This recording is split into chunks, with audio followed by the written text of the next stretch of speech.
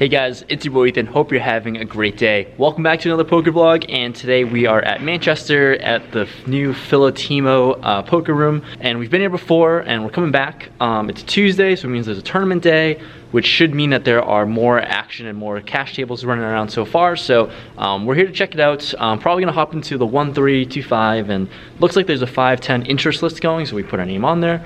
We'll see what happens. I mentioned this in the end of the last video where we are going to Vegas. So I'm going there next week. So we've probably got 1 or 2 more sessions before we head out to Vegas, and that should be a good time. So there'll be a few fun surprises, a few fun videos to make out there. So be on the lookout for that content. I'm super excited. But lastly, before we get into the action, before we get into the video, check out the links down below if you want to support the channel. There's some merch stuff, there's some canvas stuff. If you want to sign up for a brokerage that has commission-free trading, you can get a free stock once you use my referral link up to $1,600 with WeBull. So feel free to check out those links if it helps you out. It'll help me out as well. So with that said, let's get into the video and try to run it up.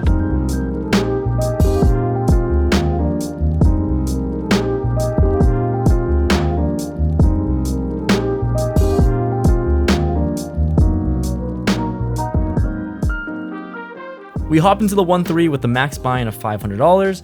In the first hand, we get dealt in with king queen off, under the gun with a button straddle, small blind limps, and I'm going to put in a raise here to $25. We get the button straddle to call, and the small blind who limped calls as well, off to a flop. Flop comes king deuce deuce 2 clubs. Small blind actually now donk leads out for $42. I'm thinking because I unblock clubs, we can potentially raise for value here, target hands like king jack, king 10, king 9, and a variety of club draws as well.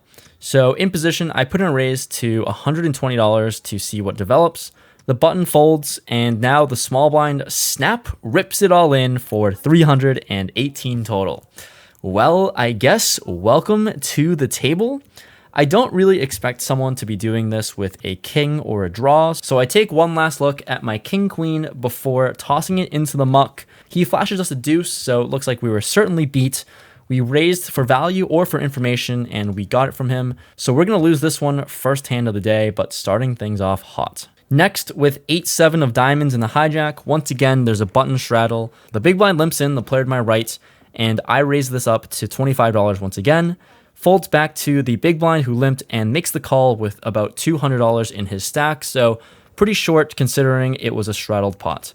Flop comes ace 6-3, 2 diamonds. Perfect flop with top pair, diamond draw, and a backdoor straight draw. Even better, his hand actually reaches for chips then checks to me. After seeing this, it seems like he's interested in this pot. Let's bet bigger to build a big one. I size up to $60 and he calls fairly quickly. Going to a turn which comes the 9 of clubs. Now we just have the absolute world and he checks again.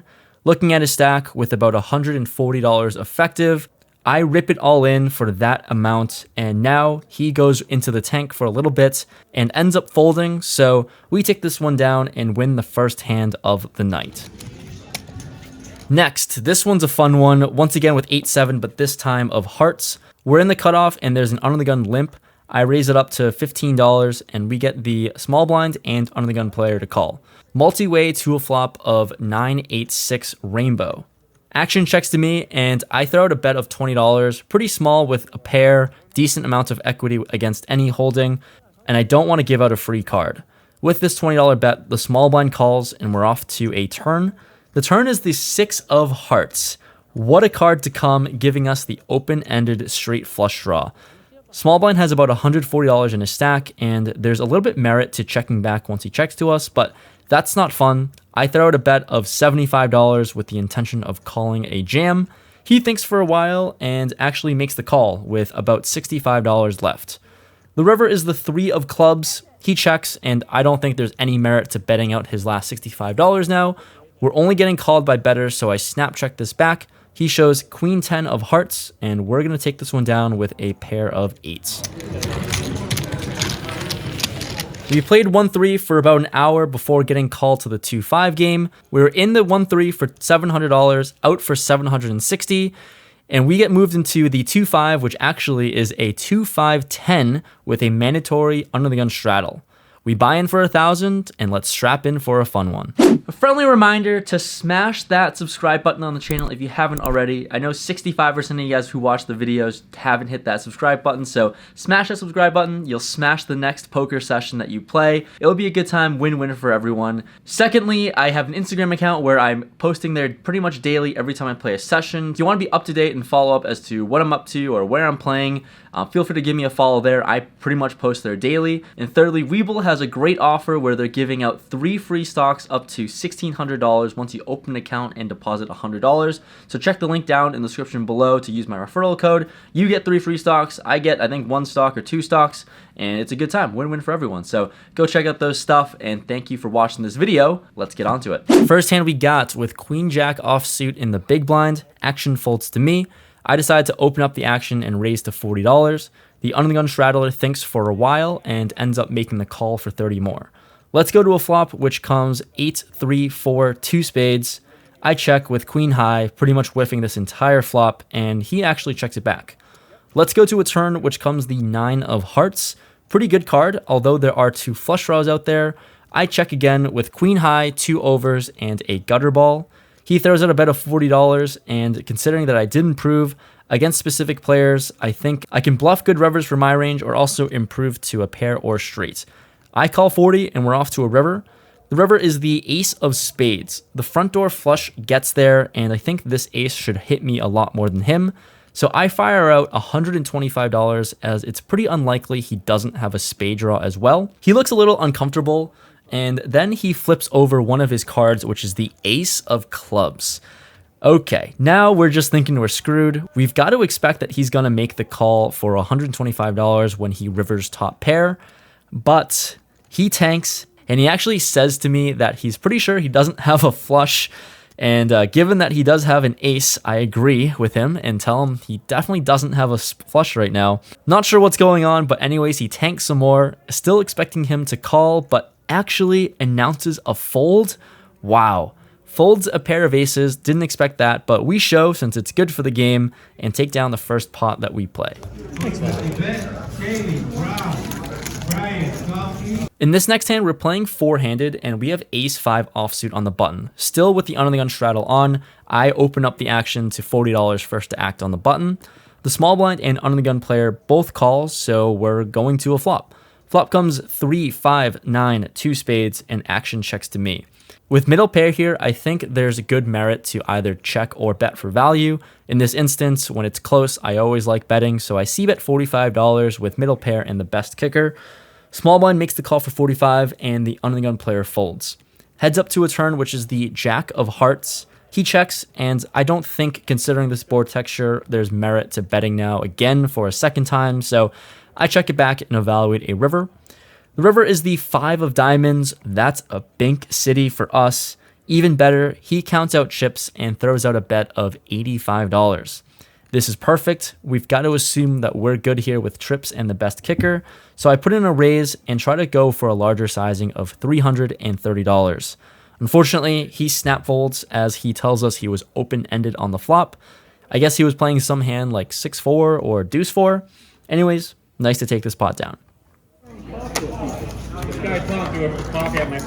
Following that, with queen 10 offsuit on the button, still 4-handed, I opened this up to $40 again first to act, and only the small blind calls. Flop comes 10, 3, 4 rainbow, and when he checks to us with top pair, definitely putting in a c-bet, and I size to 60.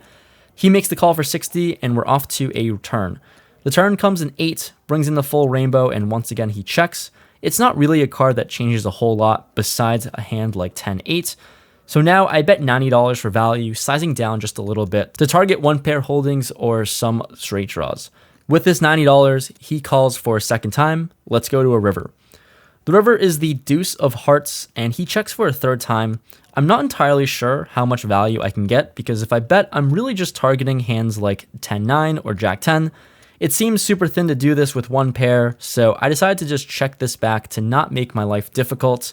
He shows us ace-4 of clubs, and once again, we are scooping up this pot, running pretty well here early on in this session. We get more players back on the table, and we're playing 6-handed now. This time we pick up pocket jacks under the gun, and we're on the straddle. +1 opens it up to 35. Small blind makes the call, and here, out of position against the pre-flop raiser, we put in a 3-bet and size up to $135. +1 makes the call for 100 more, and the small blind gets out of the way. Flop comes queen, 8, 4, 2 hearts, sitting with the jack of hearts and only one card over our pair. Still a decent spot to c-bet, so we size to $95. He thinks for quite some time and ends up making the call. Let's go to a turn, which is the 7 of hearts. It's nice to have the jack of hearts to fall back on, but still not too high, and we're really not loving this spot. We could be drawing dead here against higher flushes. I decided to just check for pot control, and now he throws out a bet of $130. Facing a pretty small bet, and given this price, there's no way we can fold just yet. I make the call, but I'm very cautious given how our hand isn't too strong. Anyways, the river comes another 7. I don't think this card changes a whole lot, and he's got about $300 behind. I feel like I'm in a terrible spot if he jams, and I actually debate myself between jamming just to make the decision easy, but I feel like us jamming seems like a punt, so I just check, and he doesn't think too long before checking it back with ace jack of clubs. Ace high is no good. Our jacks are going to take this one down and scoop up the spot again. We've been running pretty hot and winning every hand we've been playing. This spot back to playing four-handed. We have 9-7 of diamonds in the big blind, and the button opens the 35. Action folds to me, and it seems like this button player will be very incentivized to open fairly light in position. So here I 3-bet to 135, folds back to the button, and he defends. Flop comes ace, deuce, 6, 2 spades, and a diamond. This is a good flop for my 3-betting range, and we also have runner-runner possibilities. I c-bet $90, and he quickly folds, so we take down another pot. Haven't really lost a hand yet, and things are going pretty smoothly right now. Still playing four-handed, we have pocket sixes, and we're on the under-the-gun straddle. There are 2 limps to me, and I can certainly just check this back, but given how people have been playing so far, seems like these limpers have very wide ranges, so I size up for a raise to 60. Well, we don't isolate anyone because both of them call. Let's go to a flop. Flop is 7, 3, 5, 2 hearts. It's honestly a decent board multi-way for pocket sixes, so when action checks to me, I think we can just c-bet this sometimes. I c-bet $75, and now the button puts in a raise to 150. The big blind folds, and I feel like we're just in a horrible spot to be in. We do have a gutter ball, and we do have the 6 of hearts to fall back on, although that's not really a great flush if we get there. We're given a really great price facing just a min raise, so I just peel one and call for 75 more. The turn comes the deuce of hearts. This is honestly probably the most annoying card I can ask for. I check, and I'm just praying he doesn't rip it all in, but yeah, he does. He goes all in for about $300, and I'm just forced to snap fold this. I don't want to talk myself into a call. I really don't want to make a fishy punt, so we just make our lives easy and snap fold. This spot with ace 8 of spades in the small blind, once again four-handed. There's a button limp, and I raise this up to $50 with a pretty playable hand. On the gun player makes the call for 50, and the button calls for 50 as well. 3 ways, out of position. Flop comes 8, 6, 4, 2 clubs. Here with top on a connected board, I size up and c-bet $100, expecting to be good here a lot of the time.